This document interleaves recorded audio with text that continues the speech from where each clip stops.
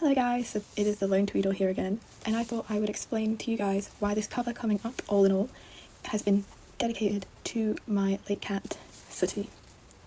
So, let's get started. Sooty, when we got her, was eventually named after a good long time of deciding from me and my brother. Her full name was Sooty Sylvia Flame. Sooty because of her colour, and as a child I didn't know any other names for black and white cats. Now I probably would have changed that. Sylvia, because Sylvia was the name of the princess in Muzzy, and it was my favourite character. And Flame, after the tuxedo cat from the children's book Kitten Magic that I had growing up, and I literally had 2 or 3 of the books, and the one I read the most was the one with the tuxedo cat on the front, which was surprising. Yes. And we got her back in November of 2009, when she was about 6 months old, and at that time I would have been about 7 or 8. And in the eyes of the law, she's a stray. But realistically, in the UK, we don't have strays, so she was most likely lost or had been dumped. And she was incredibly shy, fearful, and unsure around people. And my parents took us to the people that found her and took her home with us, and it was amazing. What was important, I think, to understand that when it comes to me and Sooty, it's not like I never looked at her as something that I owned, like you would a pet. Like, I'd never owned Sooty. Our relationship that we had was built on respect and choice, and we continued to choose each other over and over again, and we continued to choose to respect each other over and over again for the 14 years that we had her. And I will be honest, at first, when I say I feel like this cat hated me, I would not, I'm not lying, that's like an understatement. We clashed all the time. So I was a child who, at the time, was undiagnosed ADHD, who was full of excitement and could not control her impulses. And when you think of Sooty, who just never wanted to be the centre of attention, she didn't want you up in her face, but she wanted you to just be around, was getting like, she hated it. She consistently got so overwhelmed from that. And I would always pick her up, always moved her, and I tried to force her attention, and I just tried to do things that she didn't want to do. And all she wanted was space and just patience, because she also had to come out of her shell. And I was actually covered in scratches all over my hands. Do I still have any scars? They've all faded now, thank God. But like, my hand, across the back mainly, would be covered in scratches. And I would go to school, and everyone in my class would be like, your cat's aggressive. And I'd be like, no, she's not. And I defended her because I knew she wasn't aggressive. And I'd say, she's not aggressive, I'm just ignoring the boundaries and doing stuff that she doesn't want me to do. And that was her only way of responding. Like, after a while she'll do it. And I actually learned within time, actually, with cats, they like to communicate with a tail, and she was a classic tail talker. And looking back, I would have noticed straight away that she was going to lash out and scratch, because for already 10 minutes she's already been whacking her tail around, and I've just ignored it. But she actually taught me one of my biggest lessons through my life, which is, you respect an animal, they'll respect you back. And you do this with a mouse, rat, a snake, heck, even the ones in a zoo. Like, you can apply it to any animal and it will work. And I realised after a year or so that I just didn't want my cat hating me, because I felt that she hated me. So I decided, you know what, maybe not even a year, like 2 years in or something, I stopped forcing any interaction that we were going to have on her. I took a step back, and it was like, basically, I'm going to take a step back. And I was feeding her once every day while my brother was feeding her the other meal of the day. So she was only getting that more positive interaction with me. And very rarely would I go up and like scratch her ear or something. And we would, yeah, this is wild, sorry. Yeah, basically I did that for a while, and I took a step back, and she eventually started coming to me in her own time. She started sitting next to me, she started spending time in my room, she started sleeping at the foot of my bed, and she did that nearly every single night while I was there. And it got to a point, actually, we are skipping some things which I'll go back to. When she was inside the house, she spent nearly all of her time in my room unless she was going to get food. And there was a time where she consistently just never left my room unless she was eating, which was wild. Yeah. And one thing that I've definitely looked back on now, that I can look back on now and say that, like, it's definitely something that's going on, is that she trusted me in ways that she trusted nobody else. I was the only one who could actually pick her up, because no one else tried to pick her up, so she never got used to anyone else picking her up but me. We had an injury that happened to her at one point, and we went away for a holiday, and she had a collar on, and it got caught right here, and she couldn't have stitches, so she had the cone of shame and some cream, because she would lick the cream off. So that week when we came back, yeah, she stayed overnight in the vet, but the next week after, I literally spent every single day, 2-3 times a day, putting that cone on her, putting the cream on, so she could not, get worse. And she eventually healed, and I think that's something that has really affected our relationship. Like, it really drove like this turning point. This turning point happened within our relationship where it started to actually get quite good. And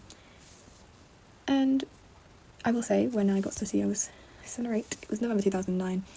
And when I was in year 7, I had unfortunately fallen into a very extremely dark, depressive period in my life. I had very few friends growing up, and I would go to school, and I do remember being bullied throughout primary school a lot. So, and a lot of those people came with me into the high school that I ended up going to. And throughout year 7, let's just say I did not want to be here anymore. And something that Sooty did without even realising is that she became, and I didn't realise either, that she became one of the strongest emotional pillars I had within my life. And it's not because she demanded attention, and it's because she was just simply there, quiet and consistent. And I would also think to myself, well, who's going to do this for her if I'm not there? So it helps me with purpose. And also looking back now, I personally I'm going to bring my faith into it.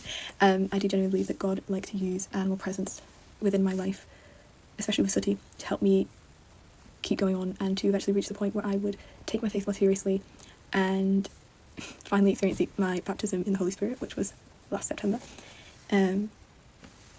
But something I've had to massively learn is that when she passed, I learned that I was actually leaning more onto her than I was leaning on God. That was this pillar that I was so used to being with, this pillar I was so used to having, I cling to. And even after it was gone, I was still clinging to the rubble. But then there was this perfectly good, strong pillar of God here that I was not going to. And it's not that I didn't believe in God or didn't trust him like I do, but I was just so fixated on her. And a month before she passed, I actually felt I received a word myself. This word that I received was, I was walking up to uni and I'd forgotten to put my earbuds in, and I was just walking up and I was going to take my earbuds out, put them in so I could listen to music. But I had this voice and it said, I took them out of your life so you could get closer to me. And here's me thinking, oh, ex-best friend, her partner, other friends I've lost, there are other people as well that I will not speak on, but that's who I was thinking. I was like, it makes sense because now I'm in a place where I'm consistently focusing on my faith and everything like that. And I actually only thought that meant people. I didn't realise until a month after, so until January, that would include her as well. And it also helped me, her death ended up bringing so much attention to past memories I never would have really thought about. And so it shattered me and my mental state. I was already kind of on my way to burnout, and her death completely put me there. I was remembering how, during COVID, she never left my room unless she was eating. But then when I left the house and moved out to my grandparents at 18, that, according to my mum, for quite a while after I left, she would actively look around the house, move around the house, and she would meow. And that's not something she does. And my mum genuinely believes she was looking around the house for me. I'm not going to cry. And things like that I would remember. And I'd be like, oh, seems like we developed a really toxic part of our relationship here where we both felt we needed each other, and then when we split, it was her. Because I was finding it weird as well. But eventually we learned we don't need only each other, we learned to allow other people in. And I will say my cat became a lot more sociable after I moved out because she wasn't spending all her time with me. And I will say this mental period of not having her after has been very difficult. And honestly, it's been over 6 months. I'm still feeling her loss now. I still haven't really, when it comes to proper breakdown cry, I always thought that's what's going to happen when you grieve. I've not done that. There have been little moments where I've cried, but not fully over her. And I love her so much. The only person that I truly understood and who truly understood me. It's crazy. But I'm learning that as important as she was in my life, she was never supposed to be the foundation that I built my life and my confidence and everything on. However, she was a gift, genuinely a gift from God. She was a companion for a time. She was a huge comfort, a massive lesson in love, patience and respect. And after 14 years, I thought it would be a really good idea if I honoured her through my music. And especially with this song about it's speaking about how God is truly the strength that we have when we are weak. And I plan to do a video explaining a little bit of the backstory of that song as well, because it ties into this, but it also has its own little story with me. Yeah, I thought do it with this song because now this song it starts to help me remember her a lot. So with All in All coming out on the 20th of May, I'm choosing to remember her and everything that she did within her little life for 14 years. Not only for me, but I know for my family because they were also heavily affected and they still are. Yeah, just for the joy that she brought us all. So do make sure that on the 20th of May you listen to the cover and just give me some feedback. And I hope you guys get to see the joy and the love we have for her in the cover. See you later.